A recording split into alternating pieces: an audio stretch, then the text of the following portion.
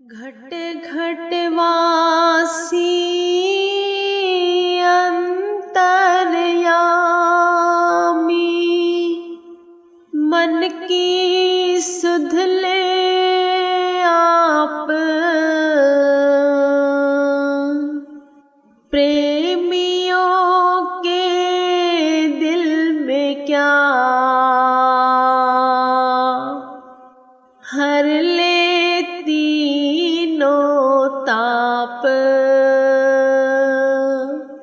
प्रेमियों के दिल में क्या हर ले तीनों ताप।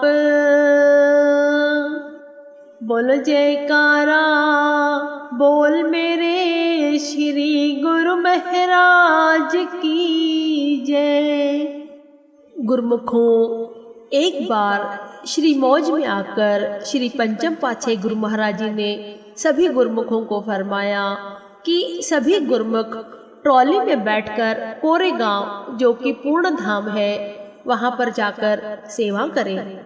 शाम समय तक खुदाई पूरी करनी है। उन दिनों वहीं पर एक खेत में अंगूर लटक रहे थे और कुछ जमीन पर मूंगफली उगी हुई थी जो थोड़ी सी जमीन पर पड़ी थी। वहां पर एक कमरे का स्थान छोड़कर 3-3 फुट गहरे गड्ढे खोदने थे। ऊपर से 1 फुट तक मिट्टी की सतह डाली हुई थी और नीचे वही पथरीली चट्टानें।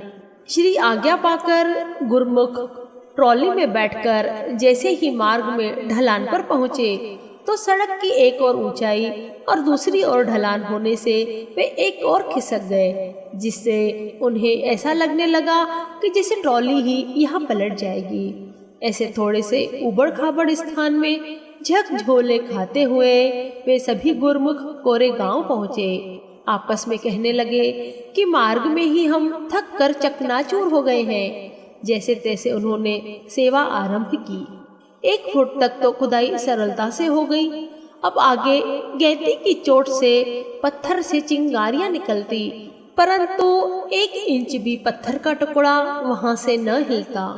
दोपहर के होते होते सभी गुरुमुख सुस्ताने के लिए तरबतर हुए। पसीने को सुखाने के लिए अंगूर के खेत में जा बैठे। परस्पर विचार विमर्श करने लगे कि इसी जमीन में पहले इतने गड्ढों की खुदाई कैसे हुई होगी। अब 1 फुट की गहराई तक मिट्टी तो मिल गई है, पहले यहाँ मिट्टी का नामो निशान न था। हमारे महाप्रभु जी को देखो कि स्वयं तो श्री प्रयागधाम में छाया में विश्राम कर रहे होंगे। कभी सेवकों को हनुमान का दर्जा देते हैं तो कभी अपने संग ग्वाल बालों का प्रसंग सुनाते हैं। आज उन ग्वाल बालों और हनुमान को भुला दिया है। ऐसे ही प्रेम के उपालम देते हुए कभी हंसने लगे तो कभी आंखें मूंदकर उसी स्मृति में खो जाते। उधर हमारे महाप्रभु घट घट वासी श्री पंचम पातशाही गुरु महाराज जी कार में विराजमान होकर गुरुमुखों के लिए कुछ प्रसाद एवं शरबत का सामान साथ में ले आए। उधर गुरुमुखों के उपालंब आरंभ ही हुए थे कि मधुर मधुर हॉर्न बजाती हुई कार की ध्वनि ने सबको आश्चर्यचकित कर दिया कि महाप्रभु जी मुस्कुराते हुए उनके पास पहुंच गए और फरमाने लगे। हनुमान भी अपना बल स्वयं भूल जाता था, स्मरण करवाने पर उसमें अथाह पराक्रम भर जाता। वह अपनी आत्मस्थिति को पहचानता और असंभव कार्य को संभव कर दिखलाता। ग्वाल बालों ने भी सखा भाव में साथ रहकर सेवक बनने का वरदान पाया। आप गुरुमुख भी अपने वास्तविक स्वरूप को भूल जाते हैं और स्वयं को निर्बल समझने लगते हैं।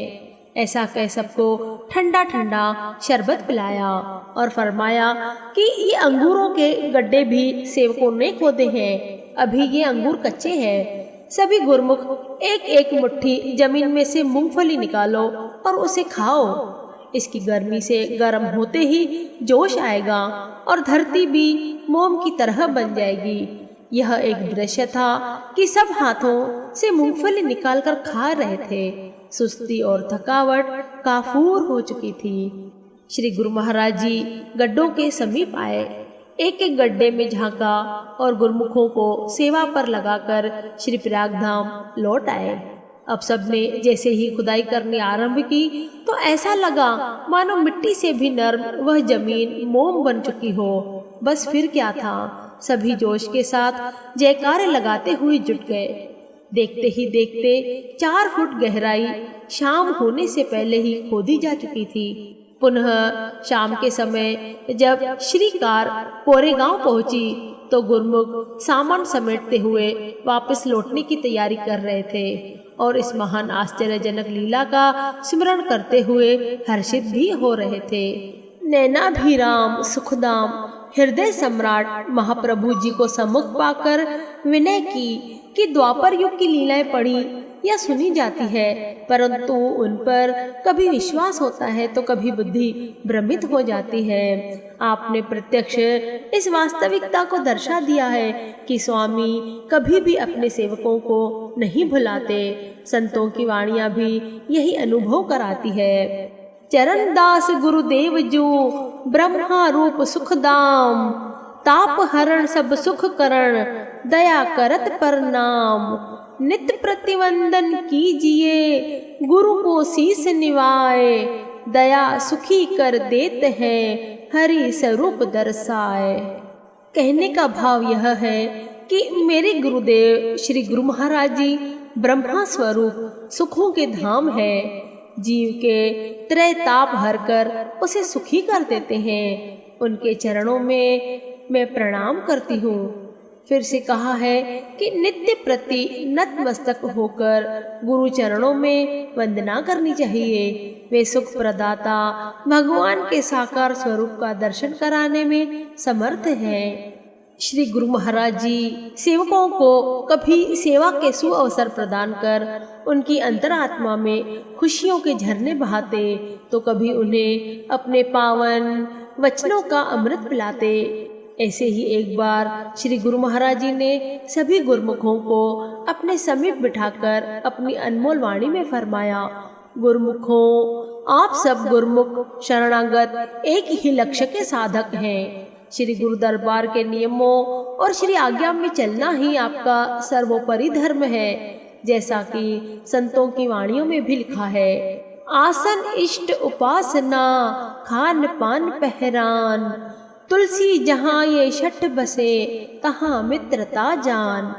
अर्थात जहाँ सबका स्थान इष्ट देव और पूजा अर्चना एक समान हो, खाना पीना पहनना भी एक समान हो, अर्थात इन 6 गुणों में भिन्नता न हो, वहाँ पर मित्र की भांति सुख और आनंद की अनुभूति होती है। इन सब गुणों का समावेश महापुरुषों ने आश्रम में कर दिया है। गुरुमुखों, देखो किस प्रकार श्री गुरु महाराज जी हम गुरुमुखों के मन की बात जान लेते हैं। उनसे कोई भी बात छिपी नहीं है। वे तो सर्वकला समर्थ है, साक्षात त्रिलोकीनाथ है, पार ब्रह्म परमेश्वर है। साक्षात ब्रह्मा विष्णु महेश भी जिनके चरणों में मस्तक झुकाते हैं, ऐसे हमें श्री परमहंस गुरु महाराज जी की शरण मिली है, ऐसा रूहानी दरबार मिला है। तो हमें तो कितने शुक्राने अदा करने चाहिए, कितनी अरदास करनी चाहिए कि हे गुरु महाराज जी हर जन्म में हमें ये प्यारा पावन दरबार ही मिले। श्री परमहंस दरबार की, श्री परमहंस गुरु महाराज जी की चरण शरण मिले।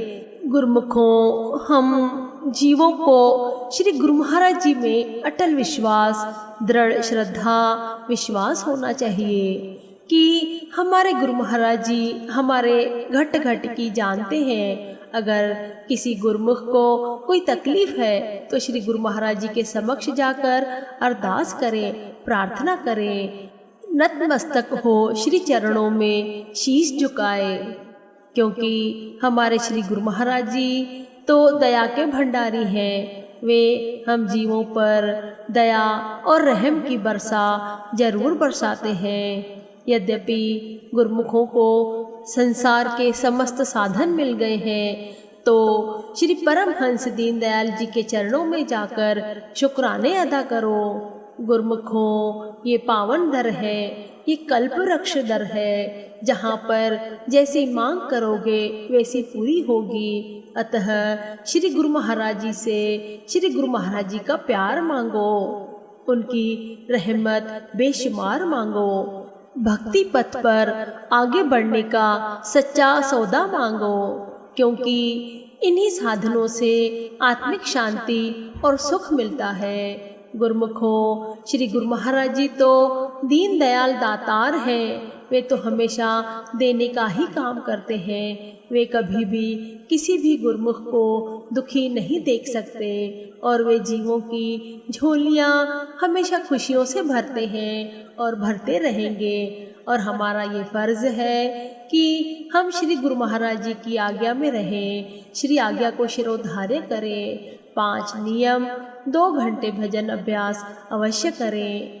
जिन गुरमुखों ने 5 नियम और 2 घंटे भजन अभ्यास की रीत को निभाया है और निभा रहे हैं, उन्हें जीवन में कभी भी कोई भी तकलीफ आ ही नहीं सकती, क्योंकि ये श्री परमहंसों के प्रवचन है कि जो भी गुरमुख नित्य नियम से आरती पूजा सत्संग सुमरण भजन ध्यान दर्शन दीदार करते हैं, वे निश्चय ही सुख को प्राप्त करते हैं। और वो सुख लोक और परलोक दोनों तरह का होता है। गुरमुखों, ऐसे महातपोनिधि पावन श्री चरणों में हम गुरमुखों का बार बार कोटि दंडवत प्रणाम है।